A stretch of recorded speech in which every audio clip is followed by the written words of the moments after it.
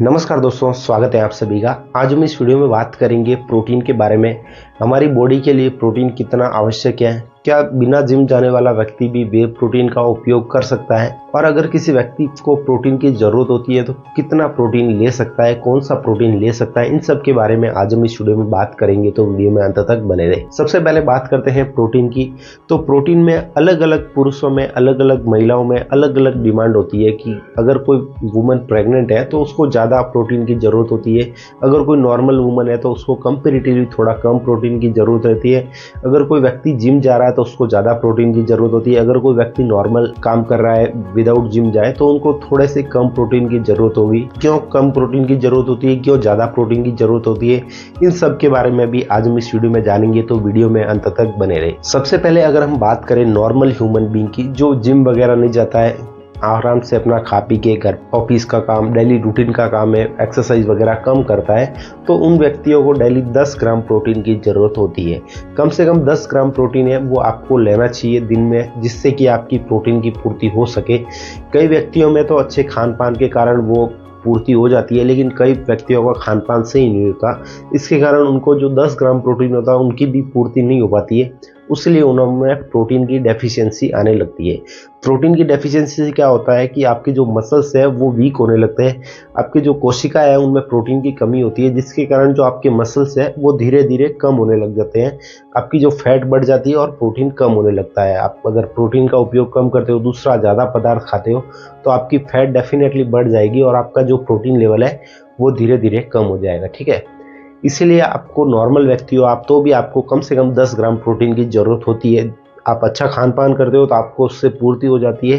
अगर आपके खान पान में अच्छापन नहीं है तो क्या होता है, आपको बाहर से प्रोटीन लेना पड़ता है, आप बाहर से प्रोटीन लेके भी उससे पूरा कर सकते हैं। ठीक है, अब आपको कौन सा प्रोटीन लेना है ये हम आगे वीडियो में बताएंगे, क्योंकि प्रोटीन बहुत डिपेंड करता है कि आप कौन से प्रोटीन का उपयोग करो, वे प्रोटीन करो, नॉर्मल प्रोटीन करो, ये सब एक अलग अलग व्यक्तियों पे डिपेंड करता है, इसलिए वीडियो में आगे हम इनके बारे में भी विस्तार से जानेंगे। ठीक है, अब हम बात करते हैं जिम जाने वाले व्यक्तियों में प्रोटीन की कितनी आवश्यकता होती है और क्यों होती है। तो जो भी व्यक्ति जिम जाता है वो वहाँ पे एक्सरसाइज करता है, जिससे कि उनकी मसल्स में जो कोशिका है वो टूटने लगती है। ठीक है, जब मसल्स की कोशिकाएं टूटती है, टूट के बनती है, ज़्यादा कोशिकाओं में उनका विभाजन होता है, तो उस समय क्या होता है कि उनको रिकवरी के लिए प्रोटीन की ज़रूरत होती है। जो आपकी मसल्स की कोशिकाएं टूटती है उनको रिकवरी के लिए प्रोटीन की ज़रूरत होती है। अगर आप पर्याप्त मात्रा में जिम जा रहे हो और आप पर्याप्त मात्रा में प्रोटीन का उपयोग कर रहे हो तो आपकी मसल्स बनेगी। लेकिन अगर आप जिम जा रहे हो, आप में प्रोटीन की लगातार कमी हो रही है, तो उस स्थिति में क्या होगी, आपकी जो मसल्स है वो कभी डेवलप नहीं हो पाएगी, आपकी मसल्स है वो उतनी की उतनी रहेगी, क्योंकि आपकी मसल्स टूट तो रही है लेकिन उनमें जो कोशिकाएं हैं, नई कोशिकाएं बन रही है, उनको पर्याप्त मात्रा में प्रोटीन नहीं मिल पा रहा है, जिससे कि वो आपकी जो मसल्स है वो नहीं बन पाएगी। तो सीधा सा कारण है कि अगर जो व्यक्ति जिम जा रहा है उसको कम से कम 20 से 30 ग्राम डेली प्रोटीन की ज़रूरत होती है, जो कि नेचुरल सोर्सेस से संभव नहीं हो पाता है कई बार कि आप इतने वो खान पान की डेली चीज़ों से प्रोटीन की पूर्ति कर पाओ। इसलिए जो व्यक्ति जिम जाते हैं उनको वे प्रोटीन की ज़रूरत होती है। वे प्रोटीन है वो अलग अलग कंपनियों के होते हैं, कोई सारी ब्रांडेड कंपनियां हैं जिनके अच्छे खासे वे प्रोटीन होते हैं, अच्छे खासे मार्केट में उनके नाम है और उनकी जो रेपुटेशन है वो भी उस लेवल की है, उसके प्रभाव की भी काफ़ी अच्छे आपको देखने को मिलते हैं। ठीक है, इसीलिए आप ब्रांडेड कंपनियों के भी प्रोटीन पाउडर यूज़ कर सकते हो, वे प्रोटीन, जिससे कि आपकी मसल्स डेवलपमेंट हो सके। अगर आप जिम जा रहे हो, प्रोटीन की पूर्ति नहीं हो पा रही है, तो आप में चाह के भी आप नहीं बढ़ा पाओगे, अपनी मसल्स गेन नहीं कर पाओगे। ठीक है, ये मिथ है कि प्रोटीन से ये होता है वो होता है, प्रोटीन से कुछ साइड इफेक्ट है, वो आपको वीडियो में बताऊंगा आगे। तो ये बात हो गई जिम जाने वालों के लिए। अब बात करते हैं प्रेग्नेंट वुमेन के लिए। जो प्रेग्नेंट वुमेन होती है उनमें भी जो डेली प्रोटीन की रिक्वायरमेंट रहती है वो 20 ग्राम के लगभग रहती है, क्योंकि प्रेग्नेंट वुमेन को एक तो बच्चे को फीड करना पड़ता है, इसके अलावा जो प्रेग्नेंट वुमेन होती है उसको बच्चे को पर्याप्त मात्रा में प्रोटीन पहुँचाना पड़ता है, न्यूट्रिशन पहुँचाने पड़ते हैं, और उसको भी जो है ज़्यादा प्रोटीन की ज़रूरत रहती है। ठीक है, इसीलिए प्रेग्नेंट वुमेन को भी है थोड़ा सा ज़्यादा प्रोटीन की ज़रूरत रहती है नॉर्मल वुमेन के कंपेरिजन में। ठीक है, ये बात हुई किन किन को कितने कितने प्रोटीन की आवश्यकता होती है। अब बात करते हैं क्या नॉर्मल व्यक्ति वे प्रोटीन ले सकता है। अगर कोई व्यक्ति जिम नहीं जा रहा है तो उनको डॉक्टर वे प्रोटीन के कंपैरिजन में जो नॉर्मल प्रोटीन होते हैं उनकी लेने की सलाह दी जाती है। जैसे आपको प्रोटीन एक्स पाउडर हो गया, जैसे कोई और कंपनी का पाउडर हो गया, वे प्रोटीन जो नहीं होता है, वो दूसरे टाइप के प्रोटीन होते हैं, वो लेने की सलाह देते हैं। अगर कोई व्यक्ति जिम जा रहा है तो उनको वे प्रोटीन लेने की सलाह दी जाती है, क्योंकि वे प्रोटीन होता है वो ज़्यादा इफेक्टिव होता है जिम जाने वालों में। इसीलिए जो व्यक्ति जिम जा रहे हैं वो वे प्रोटीन का उपयोग कर सकते हैं। जितने साइड इफेक्ट बताए जा रहे हैं उतने साइड इफेक्ट प्रोटीन के नहीं होते हैं।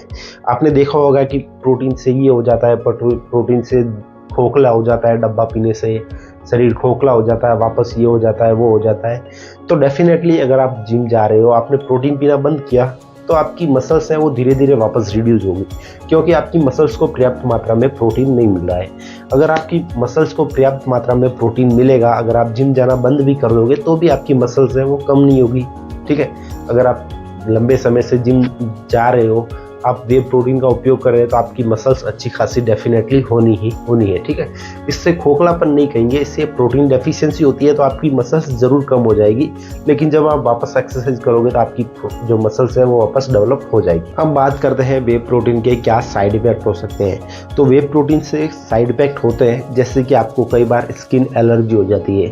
प्रोटीन में थोड़ी गर्मी होने के कारण ये थोड़ा लैक्टोज, जो व्यक्ति लैक्टोज इंटॉलरेंस होता है उनमें थोड़ी दिक्कत हो सकती है, क्योंकि किसी व्यक्ति को प्रोटीन अगर सूट नहीं होता है, वो दूध के साथ ले रहा है, तो उस स्थिति में क्या होता है कि आपके शरीर पे फोड़े आने लग जाएंगे, आपकी शरीर की जो गर्मी है वो आपकी स्किन पे दिखने लग जाएगी। आपकी स्किन पे फोड़े फुंसियों जैसी समस्या, एक्ने जैसी समस्या ये प्रोटीन पाउडर से हो सकती है। अगर आपको ऐसी कोई समस्या है तो आप ज़रूर डॉक्टर से कंसल्ट करें, या तो आप अपना प्रोटीन पाउडर चेंज करें या डॉक्टर की बताए अनुसार अगली कार्रवाई करें। ठीक है, ये बात हुई प्रोटीन पाउडर के बारे में। उम्मीद करता हूँ आपको वीडियो पसंद आएगा। वीडियो पसंद आए तो वीडियो को लाइक करें, चैनल को सब्सक्राइब करें।